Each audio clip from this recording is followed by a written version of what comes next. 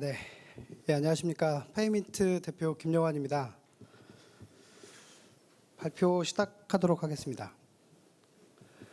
두 번째 세션의 발표 내용은 고객과 시장이 계속 변화한다고 하지 않습니까? 이 과정에서 그러면 간편결제, 소액결제 서비스 사업자들은 과연 어떤 길로 가야 할까? 이 문제를 이 전문가분들과 함께 이야기를 나눠보도록 하겠습니다. 발표 순서는 보시는 바와 같고요. 저희 페이민트는 2014년 3월에 설립된 회사인데요. 주로 이제 간편 결제들을 주로 만들어 왔었습니다. 카카오페이, SH페이, 엘페이 이런 페이들을 만들어 오다 보니까 저희 회사의 기본적인 그 문제 의식은 이런 겁니다. 지급 결제 서비스, 소액 지급 결제 서비스 회사들 혹은 그런 서비스들은 어떤 고객 가치를 줄 것인가? 오늘 이 논의에 좀 명확성을 더하기 위해서 저는 이제 소액 지급 결제 서비스라고 하는 것은 간편 결제, 그리고 고객 가치라고 하는 것은 투 사이드로 거래를 증진하는 요소, 이렇게 정의하도록 하겠습니다. 지금 이제 빅블러 얘기가 많이 나오고 있고요. 이 얘기가 실제 존재하는 것인지에 대한 논의도 여전히 있죠. 근데 이런 상황에서 그러면 과연 이 관찰 가능한 요소들 중에 그 원인이 무엇일까? 거기에 이제 좀 관심이 있고요. 그 원인들 중에 우리만 혹은 우리가 가장 특이하게 겪는 사례들은 무엇인가? 여기에 대한 고민도 있습니다. 따라서 그런 요인들 사이에서 그러면 간편결제 사업자는 과연 무엇을 할 것인가? 이 얘기를 궁극적으로는 이제 사업자의 마인드로 얘기해 보면 간편결제 사업자는 뭘 해먹고 돈을 벌 것인가? 이겁니다. 그래서 오늘 질문은 여기에 이제 집중되어 있습니다. 그래서 지금 이제 빅블러 얘기 많이 하셨으니까 이게 이미 무려 1999년에 나온 이제 이론이고요. 이게 이제 국내에서는 블러라는 이름을 소개한 게 이제 조용호 저자가 2013년에 발표를 하게 됩니다. 그래서 여러 가지 얘기했습니다만 구체적인 사례나 내용들에 대해서 했다기보다는 경계 융화에 대해서 좀 집중해서 이제 설명을 했죠. 어떻게 보면 10년이 넘는 이 그 관에 들어갔어야 할 개념이 지금 다시 깨어진 이유가 뭘까? 아마도 코로나 때문인 것 같습니다. 그러니까 저희는 이제 여기에 이제 집중 좀 하고 있고요. 좀 오토라든가 핀테크 얘기가 나와서 저희가 이제 잠깐 광고 말씀을 드리면 저희는 기존에 그 이런 통합된 결제 서비스를 제공하고 있고요. 금융의 혁신금융 서비스를 받아서 결제 선생이라고 하는 서비스를 하고 있습니다. 이 서비스는 지금 가맹점이 47,000개 정도 되고요. 월 한 1,500 정도의 거래를 취급하고 있는데요. 자녀분들이 학원에 이제 다니시면은 학부모분들이 이제 금액을 내시면서 아마 만나실 수 있을 겁니다. 보다 이제 좀 자세한 내용은 그 업계에서 굉장히 권위적인 페이먼스 인사이트 그 잡지를 보시면 2023년 봄호에 좀 자세하게 나와 있습니다. 한번 읽어보십시오. 다시 얘기로 돌아가면 실제 구체적으로 뭐 콜라보레이션 뭐 이런 것들 말고 구체적으로 실제 그 경계융화가 일어나고 있는 사례를 좀 관찰해 보면 결국 단연 이제 뛰어난 것은 인베디드 파이낸스 서비스들입니다. 그래서 실제 이제 그 이런 경계융화의 사건들은 벌어지고 있다는 것은 확인이 되죠. 근데 그러면 도대체 원인이 뭘까를 좀 깊이 있게 생각을 해봤습니다. 그래서 2016년에 저자가 얘기한 것들을 좀 찾아봤는데요. 2016년에 조용호 저자가 직접 얘기한 것들을 보면 저런 여러 가지 이제 한 5가지 요인들이 있습니다. 그 중에서도 저는 이제 기존의 다른 어떤 개념들과 이제 중첩되지 않는 인구 변화, 이 인구 변화에 대해서 좀 집중을 하고 싶은데요. 인구 변화는 왜 그러냐면 우리는 2021년부터 남성은 이미 줄기 시작했습니다. 데드 크로스가 시작됐고요. 우리는 저 정점에 살고 있습니다. 이제 계속 떨어지는 것이고요. 이미 민간 사업자들은 좌측에 보시는 것처럼 지방 소멸 얘기를 하지 않아도, 정부가 얘기하지 않아도 여기 보시면 후세권, 이게 전형적으로 보여줍니다. 민간 사업자는 이미 서비스를 하면서 어떤 지역이 문제가 있는지를 극단적으로 보여주고 있죠. 그래서 저희는 이 인구 변화라고 하는 것이 소매점의 변화를 어떻게 발생시키는가를 찾아보고 있습니다. 여러분 지방에 이 마트 같은 데 혹시 가보신 적이 있으신지 모르겠는데 가보시면 실제 이렇습니다. 동남아 생선, 손질된 개구리, 거위알을 팔고 있어요. 동남아 식재료들이 팔리고 있습니다.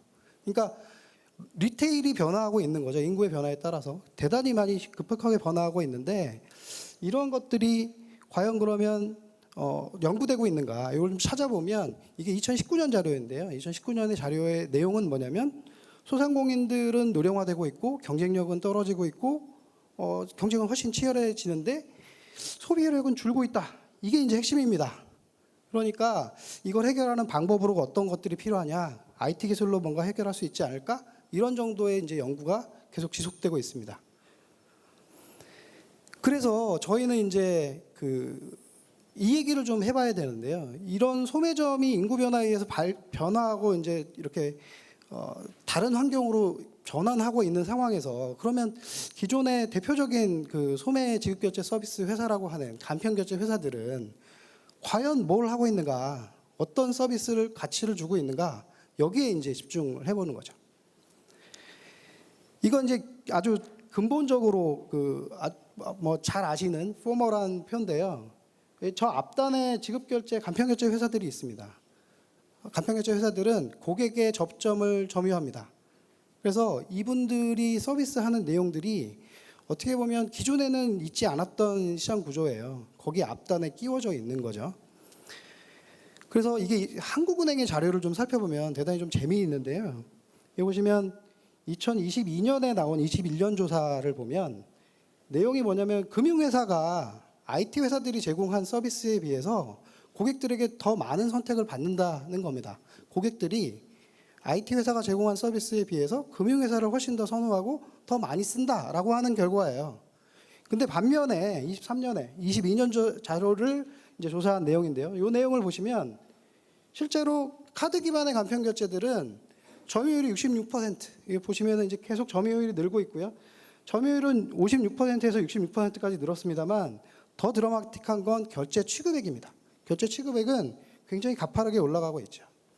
코로나 이후에는 심지어 모바일이나 PC로 접근하는 매체의 비율도 저렇게 굉장히 많이 높아졌습니다. 그래서 이거를 보면 어떻게 보면 이제 그 신용카드사나 금융사들이 간편결제 회사들에게 굉장히 이렇게 적대감을 느끼거나 아니면 경쟁의식을 느끼는 이유는 결과로 보여주죠. 숫자가 보여줍니다. 간편결제 회사들이 어떻게 보면 ITC 서비스로 대세를 장악하고 있다라고 하는 게 눈에 띄죠. 간편결제 회사들의 이제 트랙을 보고 계신데요. 제가 은행은 뺐습니다. 은행은 왜 그러냐면 대부분의 이제 그 자사의 제대로 된 송금 서비스라고 하는 것을 밀어내지 못합니다. 왜냐하면 가맹점을 관리하지 않거든요. 그리고 제로페이 정도의 서비스를 지금 진행하고 있어요. 그래서 간편결제에서 빼버렸고요. 실제로 간편결제 트랙에서 지금 2023년 9월 현재 약 한 50개 정도. 그 중에서 브랜드 뭐 화이트라벨 이런 거 빼면 한 30개 정도가 경쟁을 하고 있습니다. 그 중에서도 보셔야 되는 건 저 가운데 있는 ICT 회사들이 제공하는 영역입니다. 저 영역을 보시면 특징적인 것은 이분들은 기존의 IT 기술로 갖고 있는 고객들에게 자신의 서비스들을 막 제공하려고 해요. 그리고 간편결제라고 하는 건 결국은 고객을 얼마나 모으냐의 문제이기 때문에 고객 위치를 가지고 굉장히 많은 경쟁을 합니다. 그런데 이분들이 못 나오는 영역이 어디냐? 오프라인 시장이거든요. 오프라인 필드에 못 나옵니다. 삼성페이 정도가 오프라인에 나오고 있고요. 이런 구조를 갖고 있기 때문에 대단히 많이 고객을 확보해서 생존해야 되겠다. 그래서 굉장히 경쟁이 치열한 영역이고요. 다음 유통이라든가 전자상거래나 어떤 기타의 서비스들은 사실 캡티브 마켓이 있습니다. 인프라로 생각하시기 때문에 특별한 경쟁 요인이 없어요. 예를 들면 배민페이를 가지고 오프라인에서 쓰시겠습니까? 안 쓰거든요. 그렇기 때문에 저 ICT 영역의 서비스가 얼마나 치열한 경쟁을 갖고 기존의 금융사랑 경쟁할 것인가가 어떻게 보면 시장을 움직이는 추동 원인이 됩니다. 이쯤에서 우리는 간편결제를 초기에 설계했을 때 개념으로 돌아가서 간편결제는 과연 어떤 의미를 가지느냐를 좀 살펴볼 필요가 있습니다. 어떤 의미냐? 저희가 이제 간편결제 처음에 설계를 할 때 이제 LGCNS, 엠페이 같은 것들 만들고 이렇게 할 때는 실제 말 그대로 간편한 결제를 만들었었어요. 고객들을 모으고 그걸로 그뿐이었는데 실제 간편결제의 기술적인 핵심은 기술을 가지고 단골을 구분하는 겁니다. 고객을 제일 많이 아는 서비스가 되는 것이죠. 그렇다고 하면 그 많은 고객을 확보해서 그럼 무엇을 할 것인가 하는 거죠. 지금 서비스들을 보십시오. 대부분 결제 수수료를 받거나 아니면 그 많은 고객들에게, 청년 세대들에게 대출을 팝니다. 이것이 답인가? 이 부분을 좀 고민해 봐야 된다는 것이죠. 왜 그러냐면, 간편결제 회사들의 현실은 이겁니다. 2016년에 저희가 서비스를 계속 진행을 하다가 다 이관을 하고요. 자체 서비스를 개발하기 시작하는데, 이유가 뭐였냐면 2016년 그 무렵부터 지금까지, 올해까지도요. 국정감사 기간 동안 매번 욕을 먹습니다. 계속 욕을 먹어요. 영세 가맹점을 울리는 간편결제. 그리고 그것이 제도로 체화된 게 바로 이겁니다. 수수료 공시제도. 원가를 까라는 거죠, 사업자들에게. 이게 대단히 좀 무시무시한 법인데, 이 제도를 다 맞닥뜨리고 있습니다. 간편결제 회사들의 지급 구조가, 그래서 이게 너무 문제가 많다, 이런 얘기들이 나오기 전에 이미 네이버 파이낸셜이 이 얘기를 합니다. 0.2, 0.3밖에 안 가져갑니다. 나머지는 다 원가입니다. 다른 사업자들이 가져갑니다. 이렇게 설명하거든요. 이게 왜 이렇게 설명하느냐 보면, 지급 수수료의 구조가 이렇거든요. 간편결제 사업자의 지급 수수료 구조는 피지가 정산해주지 않으면 받을 수가 없습니다. 그러다 보니 오프라인에서는 정산해줄 사람이 없거든요. 그러니까 사업 구조가 안 나와서 오프라인으로 못 나오는 거죠. 애플페이는 왜 나올 수 있느냐? 카드사한테 받거든요. 그러니 카드사의 수수료를 받아오는 거고, 우리나라의 카드사는 법적으로 이제 눌러놓고 있지 않습니까, 정부에서 수수료를. 근데 거기에서 뭘 많이 가져가려고 하니 국회에 불려 나가는 거죠. 국회에 불려 나가서는 한국 법을 존중합니다, 열심히 하겠습니다 하고 들어가시는 거죠. 이게 이제 현실입니다. 설명으로 돌아가 보면, 지금 정산 구조가 2023년 1월에 바뀌었습니다. 바뀌어서 신용카드사의 원가가 굉장히 낮아진 구조예요. 그러면 실제로 저 회색 부분이 네이버가 0.2, 0.3밖에 안 가져갑니다 라고 했던 부분인데, 실제로 저 회색 부분이 커진 겁니다. 근데 저 얘기를 하지 않고 있어요. 아무도 하지 않고 있고, 요번에 국정감사에 이제 그 국회에서 제출한 자료를 보면, 제가 계산을 해보니까 한 1.85%에서 한 2.15% 사이로 이제 수수료 수익을, 이제 매출을 내고 계세요. 그러면 저기 원가를 제외하고 이렇게 저렇게 생각을 해보면, 실제로는 0.2, 0.3이 아니라 한 맥시멈으로 0.8까지도 가져가십니다. 근데 저는 그걸 가져가는 게 문제는 아니라고 생각해요. 그게 크기의 문제가 아니라, 그게 어떤 것 때문에 가져갑니다라고 하는 것을 명확하게 밝히지 않는다. 여기에 문제가 있다고 봅니다. 결제 수수료는 거기에 손을 대는 순간 카드사처럼 경쟁해야 되는 거죠. 간편결제 회사들이 왜 그래야 되는지에 대한 질문을 하고 있는 겁니다. 여기 좌측에 있는 게 뭐냐면, 토스페이먼츠가 홈페이지에 공개한 내용입니다. 간편결제를 이용하면 뭐가 좀 좋습니까? 라고 얘기하면 고객 만족도가 높아져요. 재구매율이 높아져요. 이런 얘기를 하는데, 과연 저게 일반 카드를 쓸 때랑 다릅니까? 그리고 실제 매출을 늘려주나요? 이건 알 수 없어요. 그런데 비슷한 예를 한번 보시죠. 온라인 쇼핑몰, 아울렛, 백화점, TV홈쇼핑. TV홈쇼핑은 20%, 30% 수수료를 가져갑니다만 수수료가 높다고 욕먹지 않습니다. 왜냐? 유통에, 매출에 기여하기 때문이거든요. 간편결제 회사들도 다 비슷한 구조를 갖고 있는데 매출에 기여하지 않는다라고 인식하는 겁니다, 사업자들이. 그래서 간편결제 회사들은 지금 진지하게 다시 질문해 봐야 됩니다. 우리가 매장의 매출을 높여주고 있는가? 우리가 매장의 매출에 기여하고 있는가? 고객의 정보를 가지고 뭔가 더 매출이 일어나는 어떤 방법을 고객에게 제안하고 있는가를 질문해 봐야 합니다. 그래서 저의 결론은 이겁니다. 간편결제가 간편 결제를 벗어나야 된다. 다른 트랙으로 가야 된다는 겁니다. 매출에 기여하는 다른 트랙을 고민해 봐야 한다라고 하는 것이고요. 두 번째는 배민하고 경쟁해야 된다는 겁니다. 왜 배민하고 경쟁해야 되는지는 뒷부분에 설명드릴게요. 고객과 매장의 거래를 늘리는 건 두 사이드의 로열티를 높이는 건데요. 한쪽은 결국은 혜택을 주는 것이고, 한쪽은 뭔가 매출을 높이는 겁니다. 이 두 가지 플라잉 휠로 돌려서 뭔가 매출을 높이는 방법을 고객에게 제안해야 되는 거죠. 구체적으로는 기본으로 돌아가 보자는 거예요. 이게 1950년대에 그 다이너스 클럽 카드, 있잖아요. 프랭크 맥나마라 얘기 맨날 나오지 않습니까? 프랭크 맥나마라가 만든 다이너스티 카드는 사실 신용카드라기보다는 그냥 맛집 멤버십 카드에 가까웠습니다. 은행 계신 분들은 늘 물어보죠. 아니 왜 한 달짜리 여신의 기간이익은 고객이 보는데 가맹점이 7% 수수료를 냅니까? 라고 물어본 거죠. 근데 가맹점이 그 당시에도 7% 수수료 때문에 분쟁이 많았는데 왜 그걸 수용하고 냈냐면, 왜 가맹점 가입을 했냐면 고객들이 늘어나기 때문이었습니다. 신용카드사는 롯데카드 때문에 우리가 훨씬 더 매출이 늘었어 라고 생각하지 않잖아요. 모든 사람이 이 카드를 쓰니까. 그럼 간편결제는 저 간편결제 수용했더니 우리 매출이 느는구나 라고 하는 모델을 줘야 된다는 겁니다. 지금 고객의 접점을 보면, 실제 이제 그 매장의 접점들을 보면 온라인 쪽은 배민이 다 가져갔어요. 그러면 그러니까 실시간이 아닌 영역의 예약은, 오프라인 예약은 뭐 캐치테이블 같은 회사들이 다 가져갔습니다. 비어 있는 영역이 어디냐? 오프라인의 실시간 고객을 유치하는 영역에 트랙이 비어 있어요. 이 영역은 누가 감당하고 있냐면 인스타그램이 간판입니다. 요즘엔 인스타그램을 보고 가잖아요. 그래서 인스타그램이 대부분 담당하고 있고, 토스나 카카오페이가 이 영역을 가려고 해요. 근데 이거는 정보 제공을 하는 것이지 비즈니스 모델이 안 됩니다. 그러니 이것 이상의 뭔가를 해야 된다는 거죠. 이것 이상의 뭔가는 제가 자세하게 말씀을 못 드립니다. 왜냐하면 이 서비스 저희가 만들고 있기 때문이에요. 조만간 만나실 겁니다.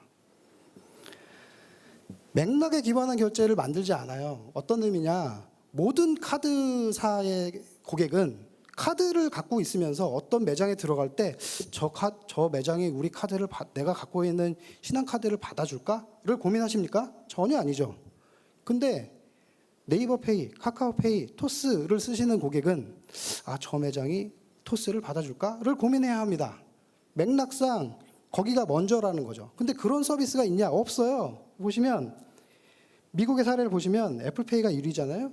2위가 스타벅스입니다. 스타벅스 굉장히 어렵잖아요. 앱 키고 뭔가 이렇게 대기해야 되고 들고 있어야 되는데 제가 왜 2위일까요? 맥락이 있기 때문입니다. 매장에 가서 그 매장에서 주는 혜택을 원하고 그 불편함을 겪어내는 겁니다. 고객이. 간편결제 서비스는 그런 서비스를 개발해야 된다고 생각하는 거죠. 그래서 끝으로 이제 저의 주장은 이제 2분 남았는데요. 이 세 가지로 정리됩니다. 하나는 기본적으로 일단 고객에겐 로열티를 받아내고 매장에겐 매출을 늘려주는 서비스 해야 된다는 겁니다. 그게 뭐냐면 아까 잠깐 보여드렸던 그 차가 플레이트라고 하는 멤버십 카드예요. 그 플라스틱으로 만들었거나 쇠로 만든 그 차가 플레이트를 7장, 8장 가지고 다녔어요. 1920년대 미국인들은. 그거를 옮겨놓은 것이 뭐냐면 스타벅스 카드입니다. 그 서비스를 해야 된다는 거죠. 그거를 합쳐서 범용화로 만든 게 신용카드입니다. 프랭크 맥나마라의 신용카드인 거죠. 그러니까 지금 간편결제 회사들은 어떻게 하고 있냐면 고객을 많이 모아서 간편하게 결제 인터페이스 해주면 된다로 멈춰 있어요. 근데 실제적으로는 그 이상으로 나가야 됩니다. 고객에 대해서 많이 아니까요. 고객에 대해서 많이 안다는 것은 매장과 고객을 연결할 수 있는 브릿지가 생겼다는 뜻이지 않습니까? 근데 그 브릿지를 사용하는 간편결제 회사들은 없어요. 왜 없냐면 그런 드라이브를 걸 수 있는 계약의 구조 같은 것도 잘 모르기 때문이신 것 같아요. 굉장히 큰 무기를 갖고 계신데 실제 사용하지는 않으시는 거죠. 두 번째로 이 영역에서 오프라인의 실시간 트랙이 비어 있습니다. 이 영역에 집중했으면 좋겠어요. 대출 그만 파시고. 세 번째는 고객 맥락에 기반해야 합니다. 그냥 바코드가 떠 있는 앱을 딱 먼저 키워주시면 이 사용자는 뭘부터 고민해야 되냐면 이 바코드를 이 매장에서 받아줄까를 고민해야 되는 거거든요. 그러면 맥락상 내 주변에 이 결제를 훨씬 더 좋은 조건으로 사용해 줄 수 있는 가맹점을 먼저 보여줘야죠. 그 세 가지. 저는 이 세 가지가 저의 기본적인 주장이고요. 이런 형태로 간편결제들이 나가면 결국은 인구는 줄어듭니다. 매출도 줄어들 거고요. 그러면 대안은 뭐냐면 고객에게 훨씬 더 많이 빈번하게 로열티를 가지고 많이 쓰게 하는 방법밖에 없지 않습니까? 그 방법을 간편결제 회사들이 좀 만들어냈으면 좋겠다. 네, 이 얘기는 여기서 마무리를 하고요. 네, 감사합니다.